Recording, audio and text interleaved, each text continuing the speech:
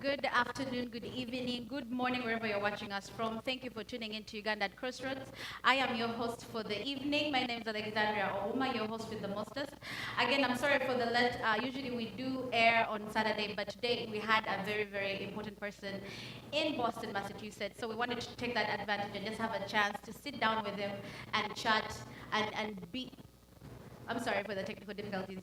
So we wanted to just make sure that we chat and chat with him and get a chance to discuss a few issues, just to hear his insight into the political situation that's happening in Uganda, and just have a chance to sit down with him and hear his opinions on what's going on. So for whoever is tuning in right now, we want to thank you again. We know we are airing on a very special day on Friday, where most of you guys know we air on Saturdays. But again, as I mentioned, today is a very, very special day, and we're honored and privileged to have the Lord Mayor Elias Rubago in the building, in the studio here with us. So I'm going to give him a chance to say a few words to you, to introduce himself to you, give a little description of who he is, what he does, and what he believes in, and then we'll kick the interview off. In the meantime, if you're watching us on live MTV Live, please share the page, comment, leave your advice, anything that you want to say, leave it online. I'm going to be able, if you ask any questions, I will make sure that I ask those questions out to his lordship,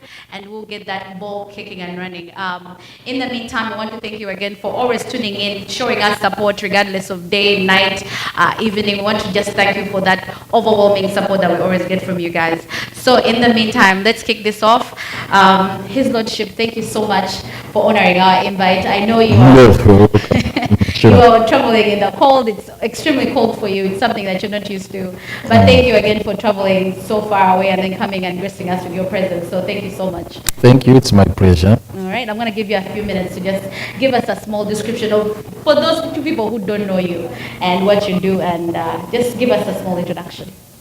Before I do that, to me to extend my sincere thanks to the management of Life MTV for this wonderful initiative, for giving us this platform to air out our views, to share our opinions, ideas, and also given to me this evening to bring a message of hope from the people of Uganda, and also to share the information I have with you, and also the ideas, with all Ugandans from wherever they are watching from. Thank you very much. Well, about myself, what can I say? You've already described me. Yes, the Lord Mayor of Kampala, and I am privileged to be one of the few people who have held different positions in our country, having served as a member of parliament for 5 years, 2006, 2016. I served in parliament as general. I have served in various capacities. An activist. I mean, I'm one of the people who are out to fight for rule of land constitutionalism in our country. So I wear many jackets and I serve in different capacities. Yeah. So we want to thank you again for coming online. We know it wasn't, the trip here has been a bit cold here and there, but we want to thank you again for all that you do. So just to kick off, as I mentioned, everyone tuning in online, thank you for watching. Please share the page. Feel free to comment, to leave your questions. I will make sure I read them out loud for the Lord Mayor. Share the page with whoever you want to watch, interact, and just love on this program. So I'm just going to kick off to just all the questions, all the things we're curious about for what's going on in the political climate in Uganda. And first of all, since 2006 when you came into power, and now you're still here 2018, how has that road been for you? I know we have had so much difficulties in the last few months regarding all the situations that have been happening, but walk us through how that period has been for you up to this point. Well, first to give you a bigger picture, because like this show suggests, Uganda is at crossroads. We are really. We are at crossroads as a country. In all spheres of life, it's not easy to predict what's going to happen next. There are lots of challenges we are grappling with, from the social, political, and economic side. And yes, those challenges have not spared some of us in the city. So it's a situation which is difficult to explain, but I mean, like you said, for the last 5 years also, we have experienced lots of changes in the political sphere, which changes may not be good for the country, generally speaking. And the most fundamental one, I think, that episode which took place in 2007 in Parliament, where the regime in power right now disappointed the constitution, which was amended illegally at the ballot, specifically to entrench the one man's rule, which is very, very unfortunate, because what the implications of this, what happened is really despicable. And we have already said the day the decision was made to lift the age limit, we already live in the infamy, because we thought at least we had left one roadblock that would stop President Museveni pursuing his ambition of entrenching a one-man rule.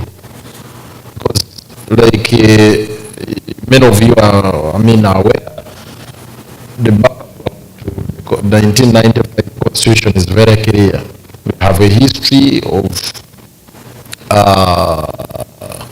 upheavals, a history of turmoil, a history of catastrophes, a history of atrocities, and we thought we would close that chapter by adopting a new constitutional order, and that is the 1995 Constitution. Unfortunately, it has also turned out to be a constitution like many of those we had before. The 1966 Constitution was by and large a UPC Constitution, Sure. which replaced the consensus Constitution of 1962. And subsequently, the one of 1967 was not different from that of 66. So in effect, actually, since independence, we have not had a durable constitution built out of consensus. So we thought, at least for once in 1995, Ugandans had built a consensus to come up with a new constitutional order. Like I said, it's unfortunate. This was not the case. So we are back to square one. And in a country where you have no constitutional stability, you don't expect political stability. Yeah. So those are the critical challenges right now we are facing. But of course, that explains all these other issues like the economic crisis, the crisis that we are facing in as far as administration of land is concerned, institutional building, because all institutions are not independent. They judiciary, the legislature. There is institutional instability in the country largely because of constitutional instability.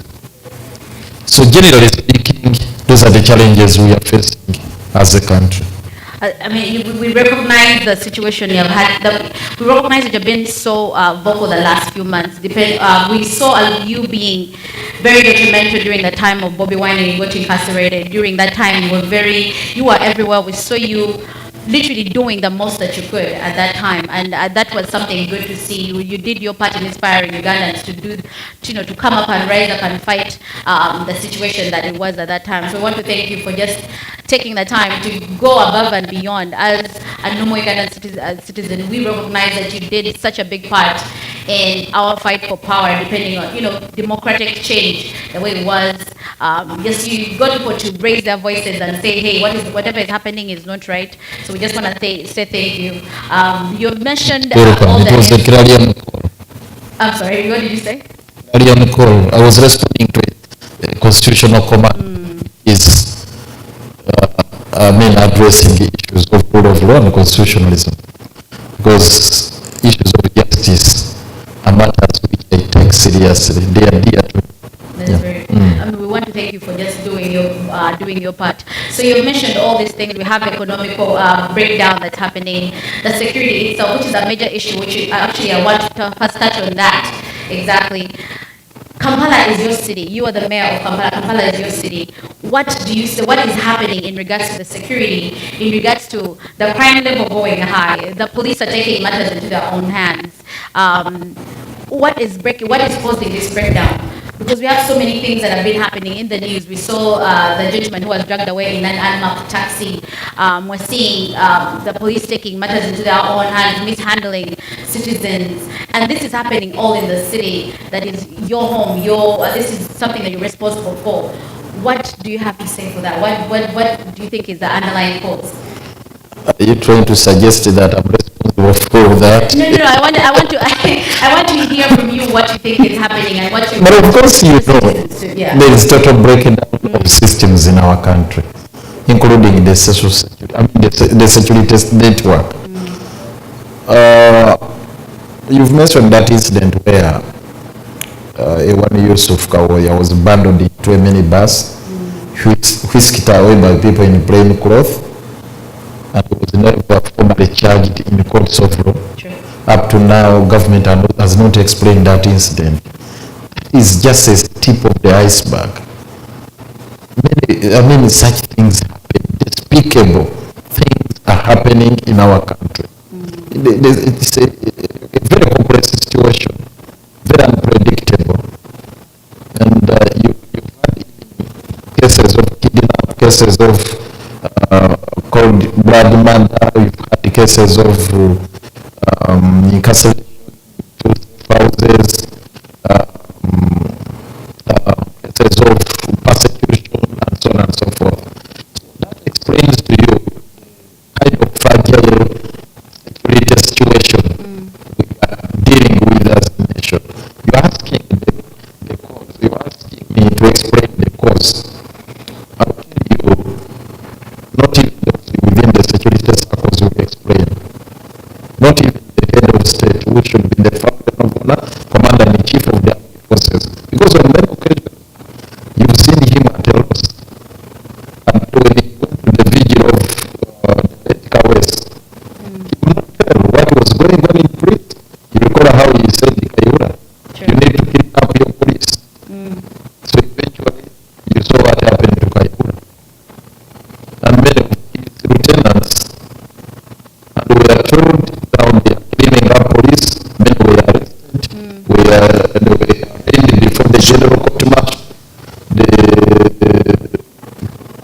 trial commenced, but eventually you heard what happened to Kayura's case and so on and so forth. So it's kind of, as I said, a fragile situation which you cannot easily explain. And the survival there is, I don't know, the kind of political situation, as I said, is difficult to explain.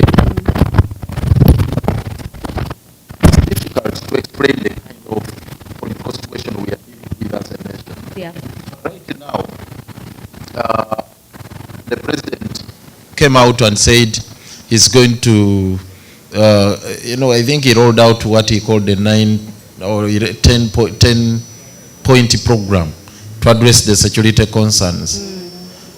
Things like car tracking systems being installed in all vehicles, including, border borders, installation of cameras, that is CCTV cameras, and they even came up with draconian measures against cyclists and motorists, largely actually cyclists, that they shouldn't have hooded jackets, they should have helmets with number plates inscribed on the helmets, the illuminating number plates and so on and so forth. You can see all those measures being outlined by a head of state with no script, with no supportive legal instrument, with no policy direction. It looks like a gamble. This is why I said they cannot also explain, because before you prescribe a solution to a problem, you must have diagnosed the cause. Yeah. They have not told us, yes, they have not told us who is behind this wave, this spate of insecurity in the city, in the country.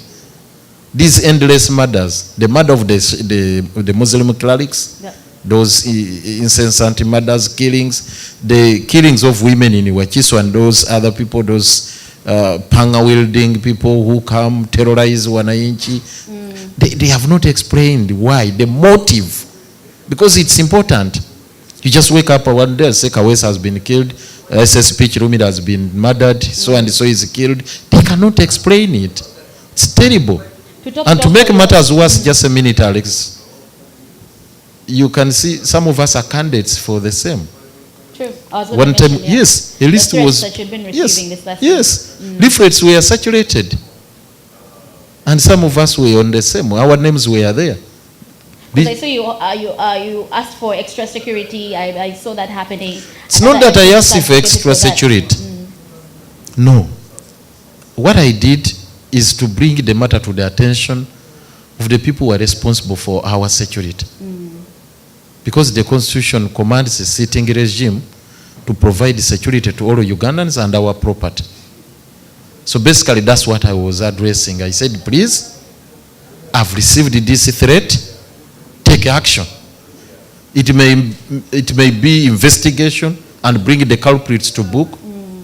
It may not necessarily require beefing up the security. No.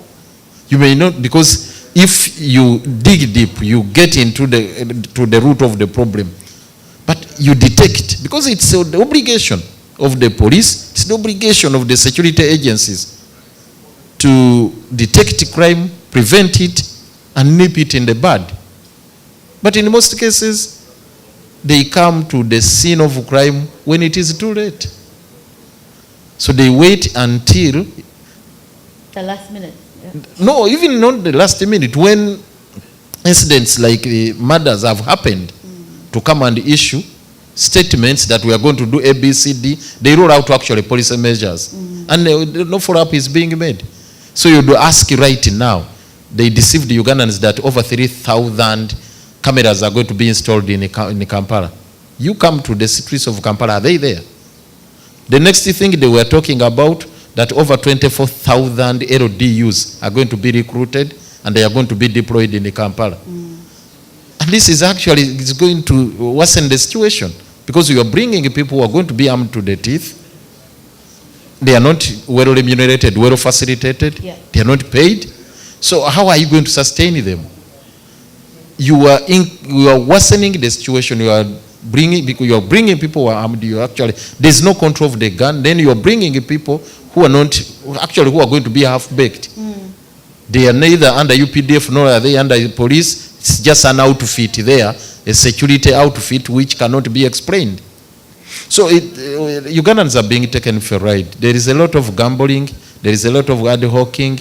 There is a lot of sloppiness in the way they are handling very serious matters concerning our lives, the security of the country. So you as mayor, you've highlighted the situation. You know, you're saying that the situation is dire in regards to security, and you're saying, you know, Museveni, the people in power are giving you all these solutions, and you're saying all these solutions are half-baked. They're not probable for what is happening in Uganda. You as mayor, what do you suggest? And you've had also a chance of being in this political scene for so long that you know the trend. What do you mean for so long? Well, 2016, and you've seen the trend. You've been in different positions. You know what is happening. You know what's on ground. And you are the Lord Mayor of Kampala. What do you see? What are your 2, 3, 4 solutions that you think should be, in this situation, should be put into play? Because the solutions you're saying that have been already put in place, you're saying then half-baked, which is, I'm quoting from you, they're half-baked. So he has not had a chance to diagnose this. So what do you think should be done? Let me tell you this. We have all seen it coming. Ugandans should plead guilty to a charge of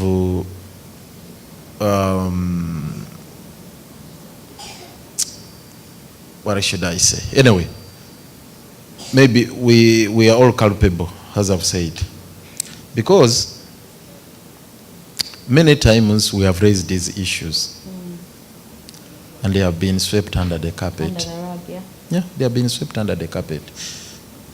Why?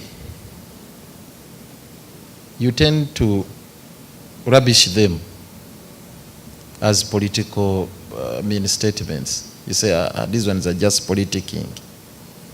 The solutions we have always advanced. I'll tell you. For example, do we have a police force as provided for in the Constitution of the Republic of Uganda? You need to understand what the law says. Article 212 of the Constitution, as well as the Police Act. Right now, we do not have an institution in place which is responsible for policing the country. It's not there. All we have is a regime police rather than a national police force or the Uganda police force envisaged under the law. That police force which is envisaged under the law has got certain benchmarks and tenets. Sure. And it should be responsible for protecting Ugandans across the board. It should be non-partisan, recruited from amongst suitable Ugandans with clear pre-qualifications and standards required. And the kind of training they should be given is clearly defined under the law. The code of conduct, the command structure, all those aspects are well provided for in the law. But because of impunity, the law is never followed. You've got a police force you cannot easily define.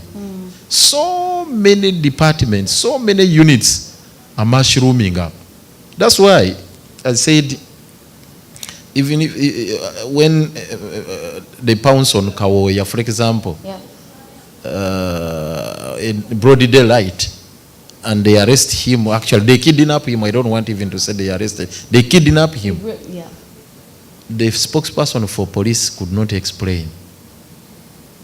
The spokesperson for Uganda police could not explain what happened and who carried out that operation.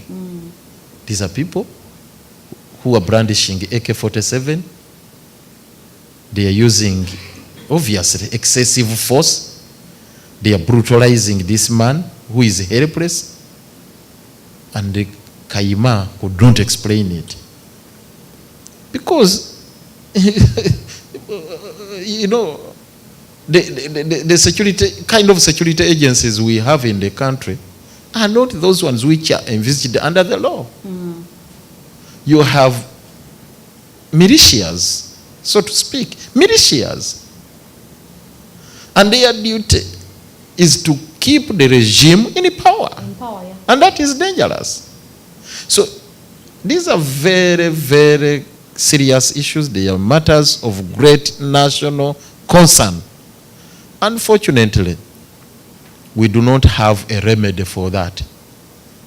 Because the first institution to intervene would be Parliament, to call to order the minister in charge of internal affairs, to call to order the IGP, the inspector of police, to call to order all those who are responsible. But Parliament is equally toothless. They can't do it. So who was arraigned, rather who was reprimanded for whatever happened? No one. No one. And like many of these incidents which have happened, you are the Lord Mayor of the capital city. You wake up to go and execute your constitutional duties. You are restrained by security operatives. They come to your home, cordon it off, first put you under 24-hour surveillance. They seal off your home. And on camera, in broad daylight, they tell you will not get out of your home. So what does that mean? You ask which offense have I committed, they cannot explain it. Yes. They say no, preventive order. They say preventive arrest. What is it all about? That we suspect you are about to commit a crime. You say, but please, if you think I'm about to commit a crime, over committed a crime, let the due process of the law take its own course. Take me to court, charge me with that particular offense. They don't do it. So they flagrantly violate the law and nothing happens. The judiciary, parliament, all these other institutions of government cannot intervene, cannot come to your rescue. And that is dangerous. So there is total breakdown of institutions in the country simply because one person wants to entrench his rule.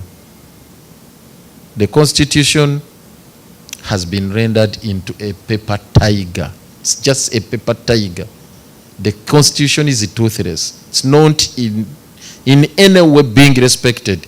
So that's why there is impunity in the country, and that is disastrous. It doesn't portend good for our country. Well said. For everyone who's watching, thank you for tuning in. We do see a lot of people online. All of you are watching. Mike saying we want to thank you for watching.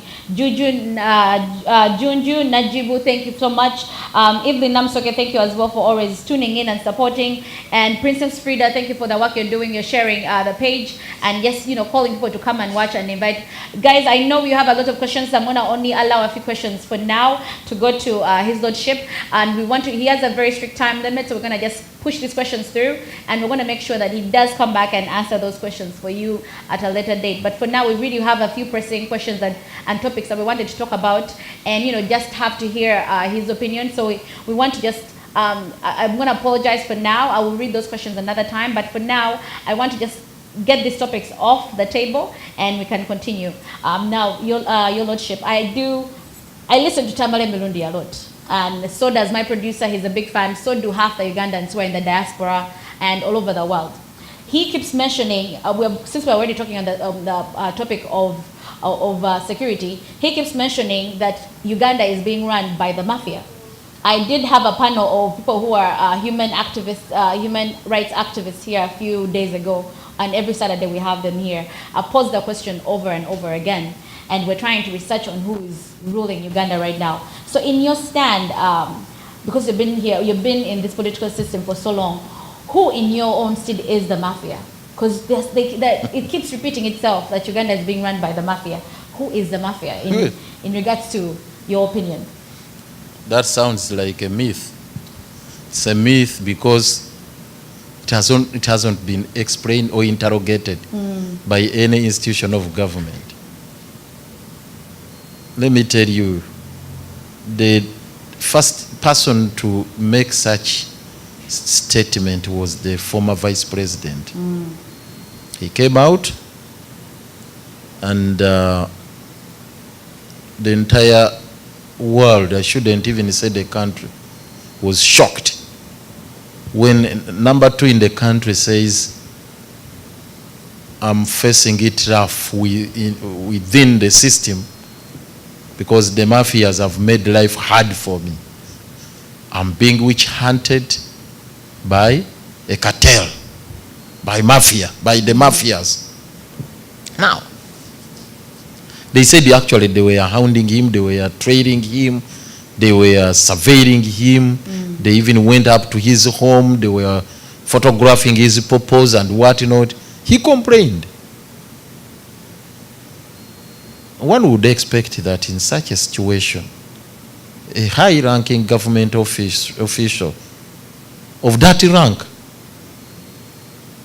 a vice president at that level, coming out to make such a very serious statement,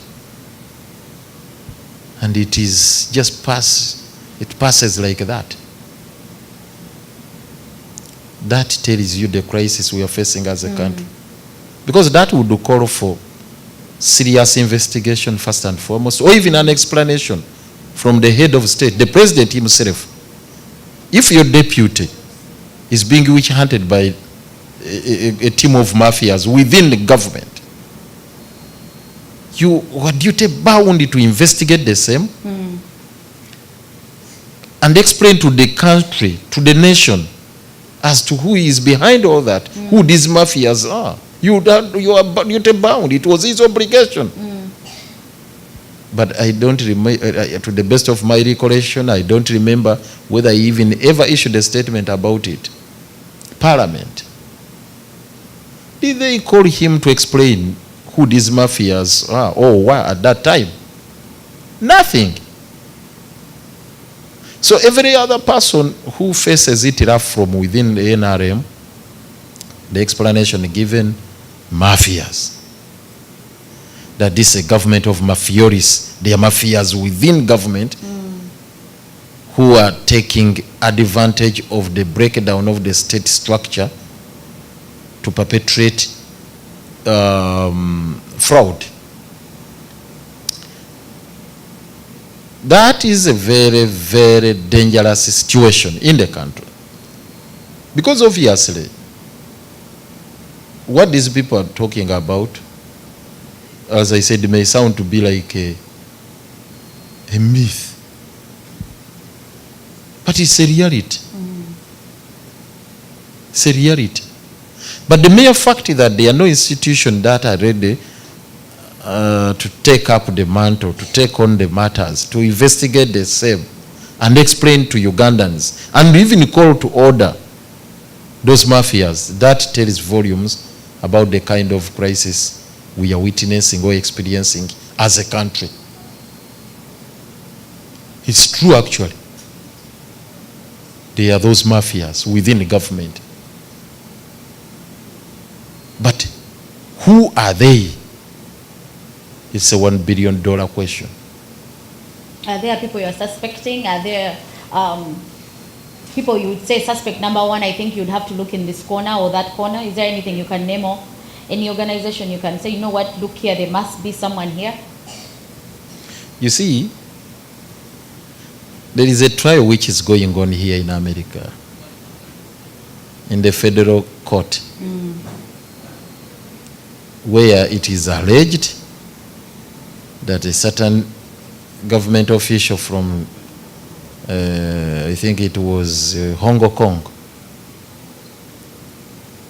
gotten about 500, no, actually they were specific, 500,000 US dollars. A parcel was given to the president. Then another 500,000 US dollars given to Honorable Samu Kutesa, who once served as a president of the UN General Assembly. Of course, they mentioned even $1 million US dollar, which was given to the to Idris Deby of Chad, the president of Chad. Yes. And they came up with an interesting notion, phraseology, Exhibit 1510. Said there is Exhibit 1510 in the case of Uganda. I'm answering your question. That can you point out suspects? So in this particular case, if there are individuals who are referred to as exhibits and they are alleged to have received the money, and such circumstances. Charity donations. No, Apparently, at that they time. said it is charity, that the way I understood it, that it was charity or whatever. So this can give you a glimpse Of what's happening. of what is really Okay. happening. If that can happen on the international scene, how much of such incidents are happening from within, where the US government cannot easily reach to investigate, to unearth the rot there is, and so on and so forth. Because like you can see the proceedings before Parliament, the interrogation into the closure of commercial banks, that probe. Doesn't it at least doesn't it give you an idea of what is going on within the central bank? Doesn't it really give you a hint, a clue on what is exactly is happening there, the rot there is? So if you have people who have no respect for rule of law, people who have no respect for human dignity, people who have no respect for systems, people who can run a country in a cowboyish manner, that explains the question you are asking, who the mafias are. I don't need to go beyond that. Sure. But these people are not being fair to us. The Gilbert Bukenyas, all these ones who have fallen out with Mr. Museveni and his government, they should go an extra mile to explain. But everybody is crying out. When Sali comes out, General Sejusa, all these generals, Mugisha, all what they are saying, what is happening within there, it's terrible. It's a nightmare. So all of them, that is the tragedy we are facing as a country right now. Sure. So I want to ask you, I mean, all these things we have had about them in the last few weeks, we have gotten so many opinions, people giving me the same answer, because I think the answers are pretty much all the same and they're similar. So let me just ask you something that is rooted specifically to Kampala and to your job as Lord Mayor. You've had open, I've been doing my research, you've had this open hostility, maybe open, we call it beef, with Jennifer Musisia last year. It has been everywhere, it has been circulating throughout. I think you should get a better word. I have not had beef, either beef with them. Because if you call it beef, it suggests that I have that kind of personal vendetta against something personal. There isn't any. I have had issues with her and the way she's been conducting herself in the office. Yeah. That's on record. But there isn't anything personal between me and her. Sure. Then you can continue now. I'm sorry. No. It's good that we clarify, because when you're watching it from this point of, when you're watching it on TV and you say, oh my God, because there's a song you sang, I think it was in Swahili, when Jennifer Musisi put in her resignation. That song you could see that, oh, he's really, really overjoyed that she's finally leaving. So it's good that you at least clarified that point of view and said, you know what, there's no open beef, no hostility, no nothing. I just think she wasn't doing her job properly. So that clear. But it's the same excitement they got at the time when they were impeaching me. It's all this. It was actually theirs was at another level with the former minister Frank Tumwebaza. They took it to another level. I think I was modest enough on my part. So what was Jennifer Musisi's position in Kampala like? What exactly was she supposed to do and how did she cross that line? We know she had some political friendliness with Museveni and stuff like that, but what was she supposed to do? And where is that point where what did she do where she just crossed the line and did things that she was not supposed to be doing? But you can tell even from events happening right now as she's exiting from case. Is that a normal thing? Yeah. Honestly speaking, you're a civil servant who has decided to retire. What is this fuss all about?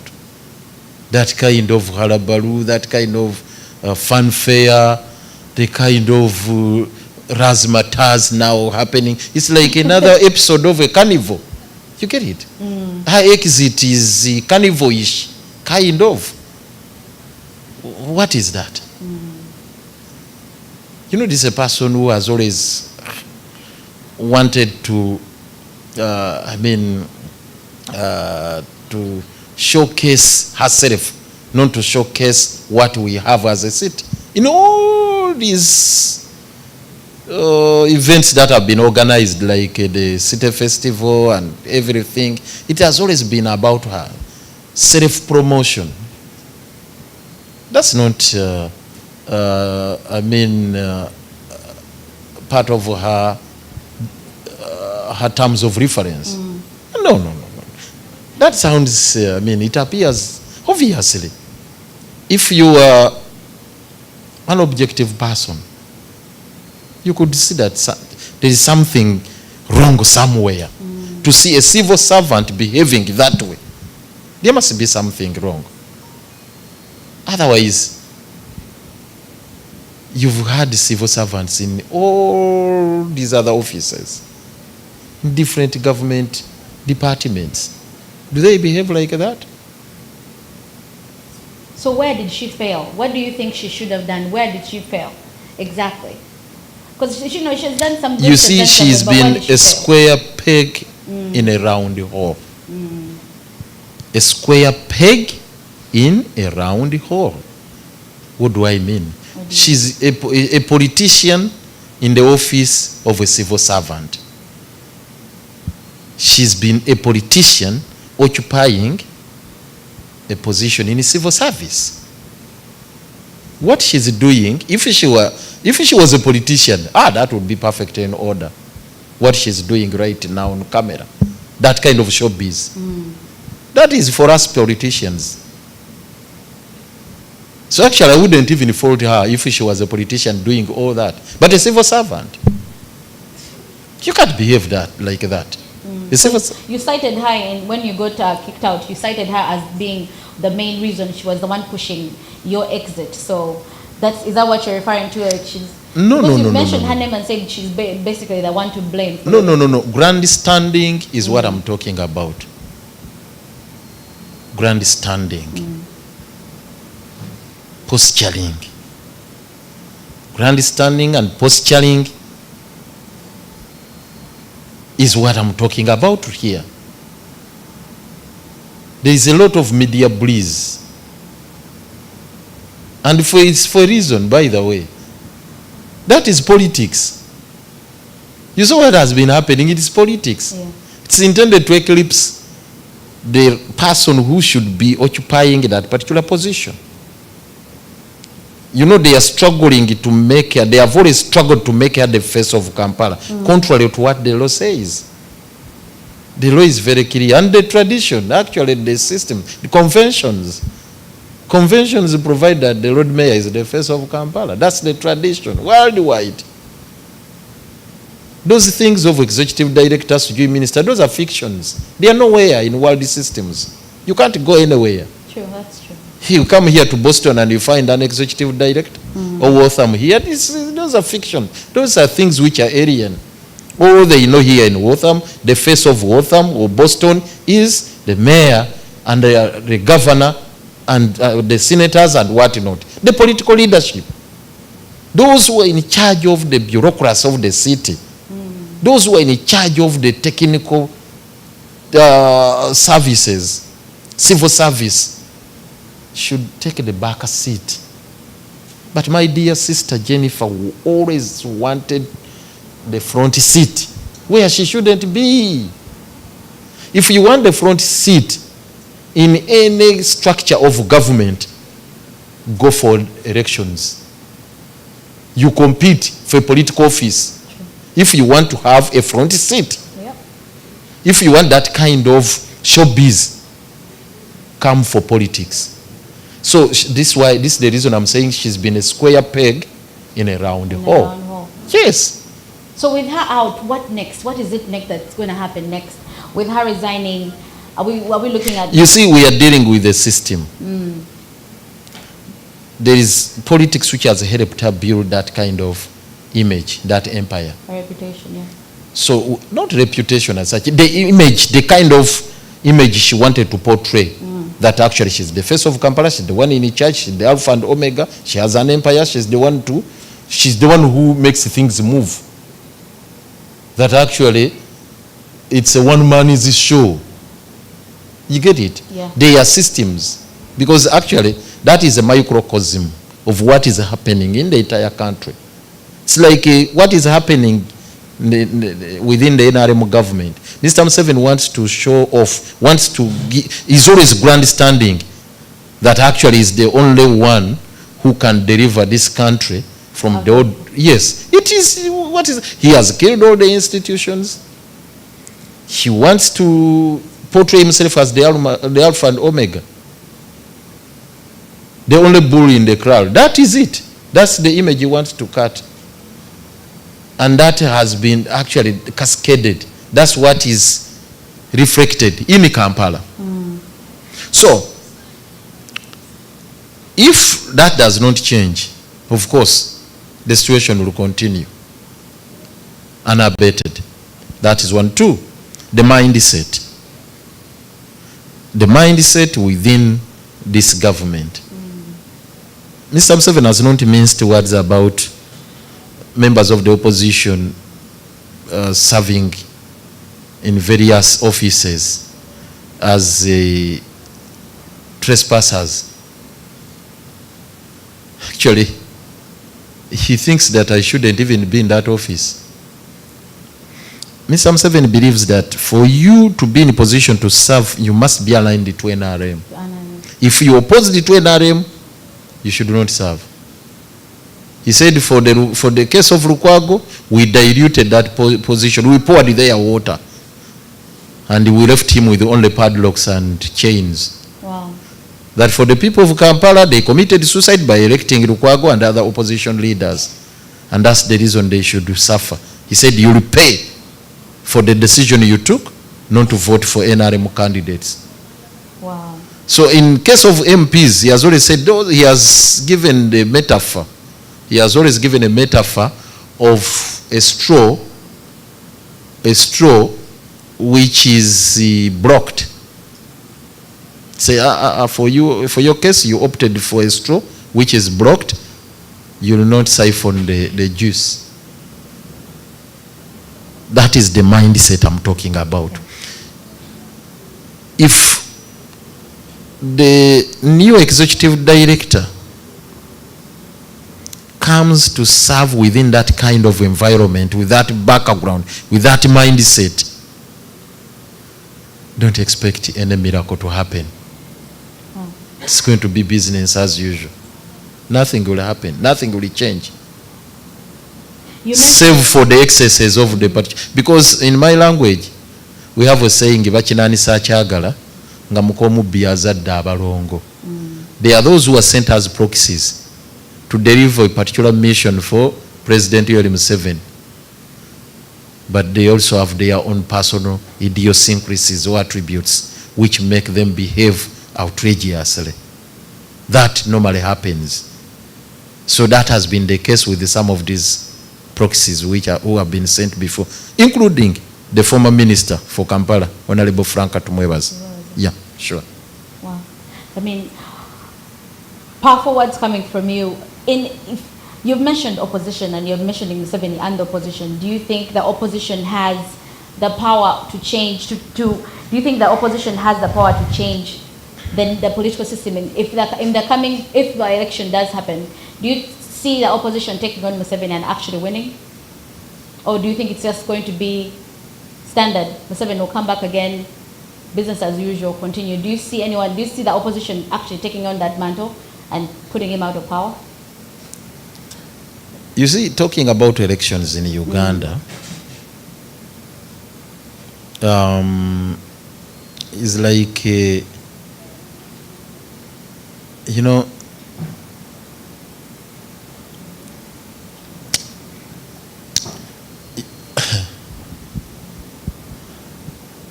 I really even don't know what to say, but elections under Mr. Museveni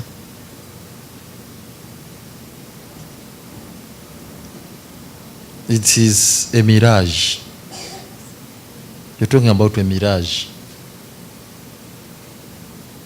Free and fair elections will never happen under the tutelage of Mr. Yoweri Museveni, under the leadership of Mr. Yoweri. That's not going to happen.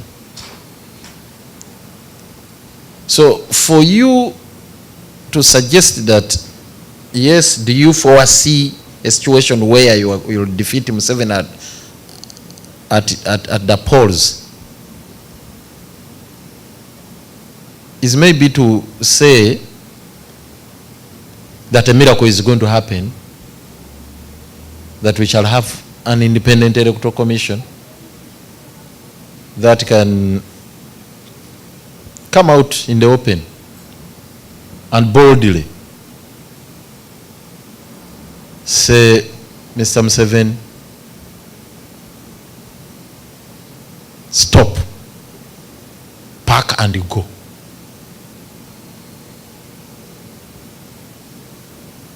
Obviously, that would be daydreaming. It would be daydreaming. I have to be honest with you. Because a person who clobbered the members of parliament, who raided the parliament in broad daylight, without shame, invaded the parliament, troops came to parliament in September, beat up members of parliament, wreaked havoc, caused mayhem, arrested the members of parliament. They were taken and charged, and the constitution was amended at the barrel of the gun, just to remove one particular provision, Article 102B, so that he can qualify to stand again. You think that person can be defeated at the polls? Do you think that person can organize free and fair elections?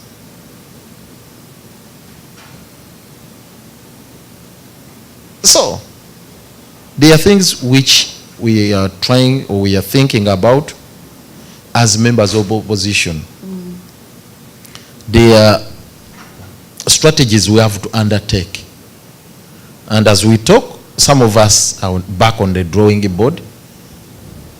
We are having boardroom meetings, scratching our heads to chart a way forward on this. Not so much focusing on the outcome of the elections, no. But to say, if we are to participate in those forthcoming elections, what new strategies do we have to counter the forces Mr. Museveni is going to unleash on the people, the rigging machinery of NRM, and the manipulations and maneuvers. So basically, that's where our mind is directed right now. That's the focus we are on now. Do you see yourself, because I'm hearing that you have so many big political aspirations, do you see yourself, you as God Mayor Elias Lukwago, do you foresee yourself standing for presidency come to 2021? At this material time, it's not about who is going to stand and who is not going to stand. It's not about candidates right now. And we want to persuade the colleagues, we want to persuade all our comrades that it would be foolhardy on our part to ever imagine that you can freely compete with Mr. Museveni in an election, results are announced, and you win, and that you have won, and he relinquishes power freely, unless we take certain measures. So this is what I'm saying. Right now, personally, I don't want colleagues to focus on candidatures, on candidacies of particular individuals. No, that would be wrong. That would cause us problems. So, what some of us are focusing on right now, and I don't want to go so much into details, is to lay strategies that would help us address that critical challenge of how to deal with impunity, how to deal with the situation that has been created by Mr. Museveni, that you cannot defeat him at the polls. Yeah. So before we let you go, I want to ask you, what from now, right now, from December, it's the end of the year, up to 2021, maybe when we do get another president, or maybe we do have elections. You as Lord Mayor, what are your visions for Kampala? What do you foresee happening in Kampala? What do you want to see happen in Kampala in the next few years to come? Oh, you are not being fair to me. That's another chapter altogether. If I'm to explain my vision here, the kind of programs now I'm engaged in, the plans I have, it will be another program altogether. Okay. You can give us a general outlook of how you see Kampala from now. A general outlook may give you a distorted picture. And you may come up with a wrong judgment and say maybe I'm not a performer or whatever. It may give you, so I don't want to create that kind of, but anyway, what I can say, there's quite a lot that I have embarked on, and that's what I've been doing. And actually, even my coming here, I'm on duty. I've been moving around several countries, laying strategies, coming up with the different programs on how to transform Kampala. Even in Kampala, before I came here, we came up with, I prepared the budget, budget framework paper. We highlighted quite a number of priorities, and I struggled to ensure that they are in line with the policy framework which I rolled out, which I issued to the authority. There is a policy framework, because mine is not a gamble. Immediately I was sworn in, I prepared the policy document, a comprehensive one, that would guide my leadership for the next 5 years. For the next 5 years? Yes, I presented it to the authority for the whole term, that and had 6 pillars. All were explained, were articulated. They are there. But I don't have time to go through all of them. But to just give highlights of the same. One is about institutional building, which I'm struggling to do right now. And that is what has brought me into collision course with Madam Jennifer. Jennifer has not been an advocate of the same. Actually, her DNA is not about institutional building. Yeah, personal cult, personal empire. Hers is just personal, not aggrandizement, but as such, but personal self-improvement, kind of self-promotion. As is about self-promotion, marketing herself. So to create a picture that KCCA is Jennifer and Jennifer is KCCA, that's wrong. And that one, I have no qualms being seen as a fighter when it comes to struggling against that, because it runs diametrically opposed to my vision, my mission, to my agenda. My agenda is to build a vibrant, robust, strong institution of KCCA that is tailored to address the challenges we are facing, that will transform Kampala into the city that you want. That is agenda number 1. But I said they are 6, and it's difficult to explain all of them. But I believe in a shared vision, because we have so many leaders who were elected, over 260 who were elected. Wow. So I have to offer political guidance to galvanize all these ideas. And my office is the nerve center. All the ideas, all the programs, all the proposals, all the policy, they are all, the central focus is my office. The colleagues behind, in that office. So there are specifics, like I know what you want to hear about construction of roads, civil works, about health centers, about educational facilities, street lights, solid waste management, name it. All that can be done if you have a vibrant, robust, strong institution of KCCA, which is amenable to the dictates of accountable governance, because that's where I put emphasis on accountable governance. I want to see Kampala transformed into a capital city befitting the power of Africa. But that can only be done if we put systems in place. Yeah. Yes. Right now, my central focus is on that. The last one I should mention is crafting a new plan, structural plan for Kampala. Right now, what you see in Kampala is just exploring of structures with no plan. No plan, yeah? No neighborhood plan. There's nothing. Even the structures you see, there is no plan the physical planning committee uses as a benchmark, as a blueprint to help them, approve the plans, the individual development plans. So things are done whimsically. They're just according to somebody's whims. That is not sustainable. That has no place in the 21st century. All these cities you see here in the US and elsewhere, they were all planned centuries ago. And you just keep on improving on those plans with time. But KCCA Kampala has no plan to begin with. Even if you were to just go into the search engines in your laptop there, in the internet, to say which one is the KCCA plan. Say, for example, about neighborhood planning on the construction of structures, about the, for example, the mode of transport, the predominant mode of transport, about drainage system, for example, and so on and so forth. All these issues must be planned for. So that's where now I'm putting my emphasis. Institutional building and planning. These are key priorities in my leadership, in my governance. So I'm not in, yes, quick fixes can help for you, for in the short run, they can be good. But for me, I'm in for sustainable development, which is based on a stronger institution rather, and a well-crafted structural plan.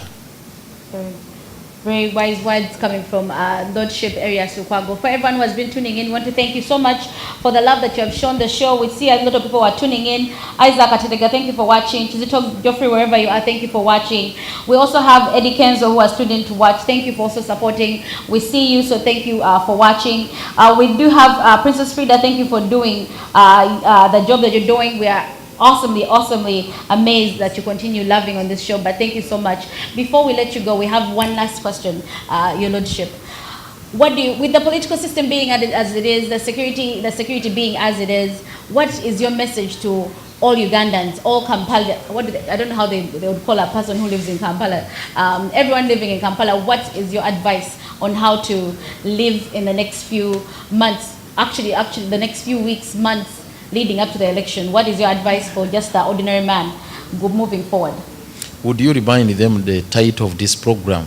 Oh, the title of this program is called Uganda at Crossroads. Aha, Uganda at Crossroads. Exactly. I want Ugandans to appreciate the message in the title of this program.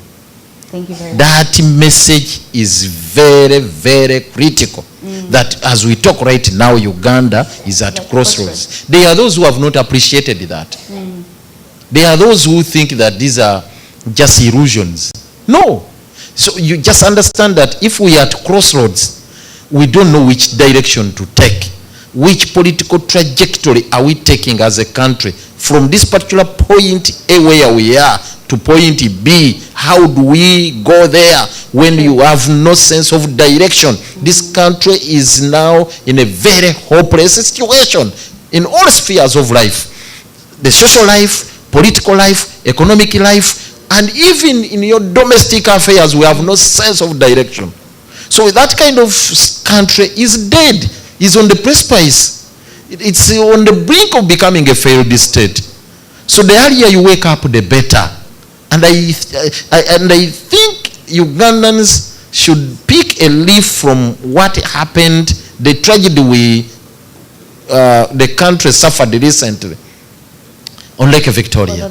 Yes, yes, on the boat cruise. That MV Templar should give you the image of what Uganda is right now. That it's almost a sinking boat. But unfortunately, many Ugandans, majority of Ugandans, are on that ramshackle boat, dining, dancing, whining. Even when it's just swinging on water, they don't care.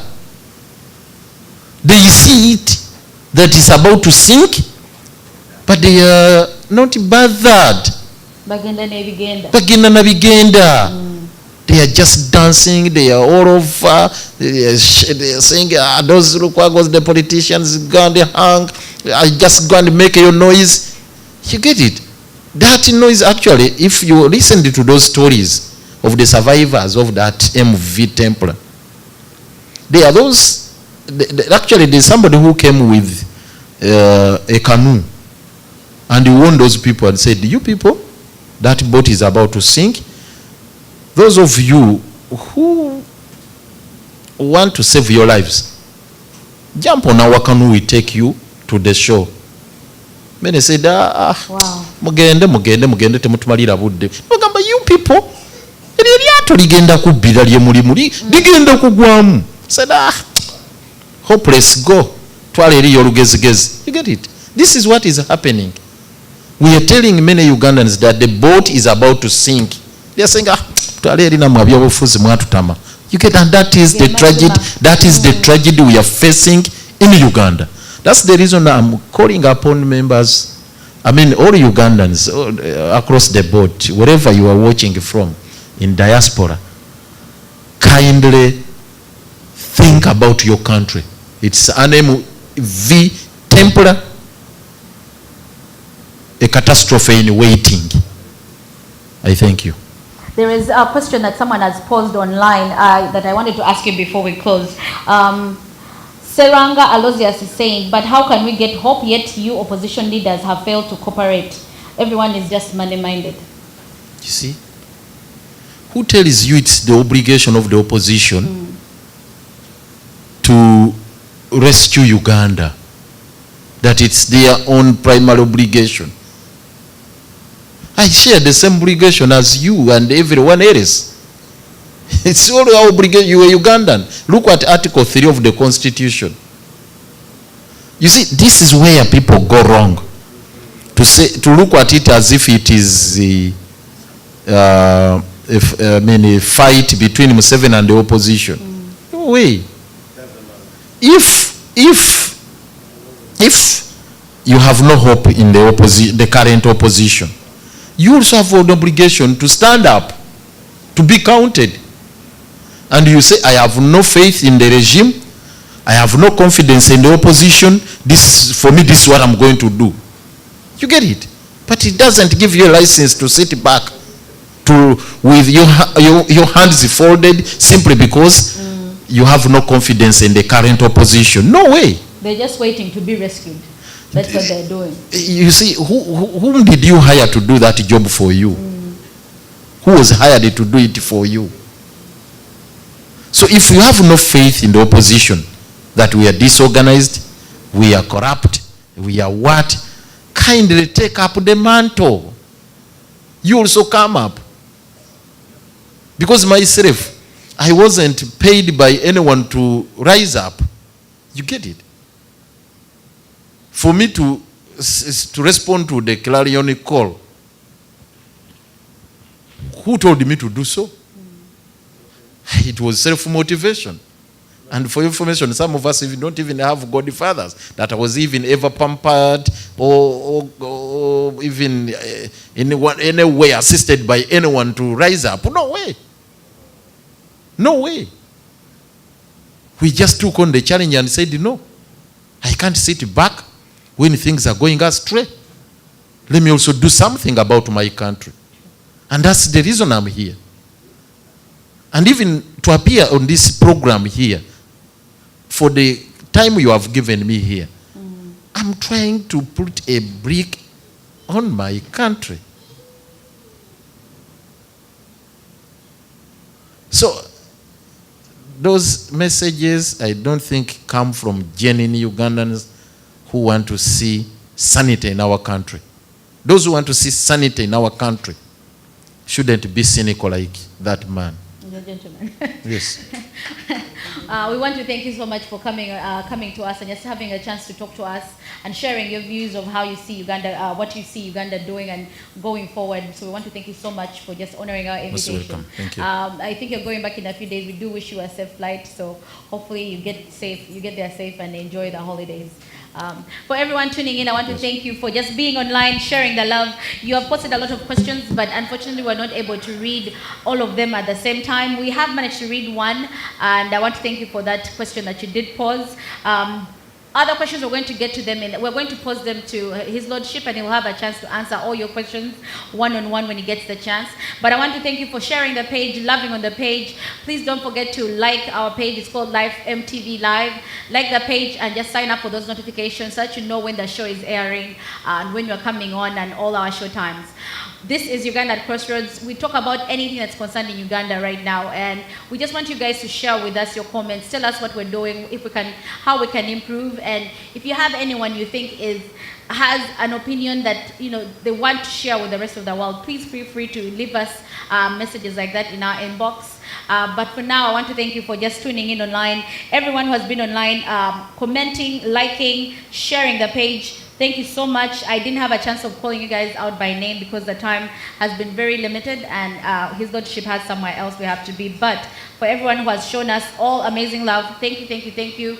Tomorrow, do not forget, we have the Uganda Crossroads show, our regular time at 12 o'clock in the morning in Boston. So don't forget to tune in. You get the notifications. But for now, we want to say, we want to wish you a lovely night and hope you enjoy the holidays. Everyone try to stay warm wherever you are and try to stay safe if you're in Uganda. Don't do the most, hopefully. Please enjoy the holidays responsibly. Please, please, please. We do not want a repeat of what happened on the boat cruise. Safety first, and then we can fight the fight another time. So I want to thank you again. My name is Alex, your host with the mostest. We'll see you again tomorrow at 12 o'clock. So have a lovely evening. Bye.